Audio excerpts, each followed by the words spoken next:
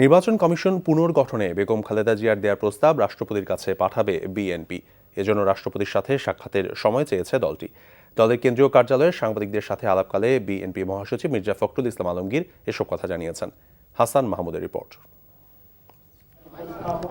নির্বাচন কমিশন পুনর্গঠনে সব দলের সম্মতিতে বাছাই কমিটি গঠন এবং পরে সেই কমিটির মাধ্যমে রাজনৈতিক দল প্রস্তাবিত নাম দিয়ে কমিশন গঠনের কথা তুলে ধরেছিলেন বিএনপি চেয়ারপারসন বেগম খালেদা জিয়া।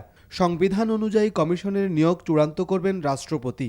এমন প্রেক্ষাপট তুলে ধরে বিএনপি মহাসচিব বললেন, যেহেতু প্রস্তাবে কমিশন গঠনের বিষয়ে রাজনৈতিক দলগুলোর সাথে রাষ্ট্রপতির আলোচনার আহ্বান করার কথা বলা হয়েছে, তাই এ প্রস্তাব রাষ্ট্রপতির কাছে পাঠাবেন তারা। আমরা রাষ্ট্রপতির কাছ থেকে একটা সময় চেয়েছি, গতকালই আমরা সময় চেয়েছি, কিন্তু আমরা এখন পর্যন্ত কোনো সময় পাইনি।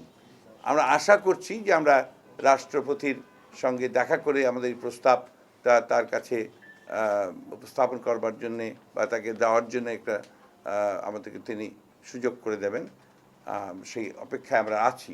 দলীয় কার্যালয়ে এই আলাপচারিতায় বিএনপি মহাসচিব বলেন, রাজনৈতিক দলগুলোর কাছেও এই প্রস্তাবনা পাঠাবেন তারা। তার আশাবাদ, সব দলের অংশগ্রহণে একটি গ্রহণযোগ্য নির্বাচনের জন্য বেগম জিয়ার প্রস্তাবনা নিয়ে রাষ্ট্রপতি পরবর্তী পদক্ষেপ নেবেন। রাষ্ট্রপতি তার যে দায়িত্ব রয়েছে, তিনি রাষ্ট্রের অভিভাবক, তিনি কোনো দলভুক্ত মানুষ নন। তার দায়িত্ব আমরা মনে করি যে এই বিষয়টাকে বিবেচনায় নিয়ে তিনি আমাদের দেশনেত্রীর এই প্রস্তাবটিকে তিনি উপস্থাপন করবেন এবং এর সম্পর্কে আলাপ আলোচনা শুরু করার জন্য প্রয়োজনীয় ব্যবস্থা করবেন।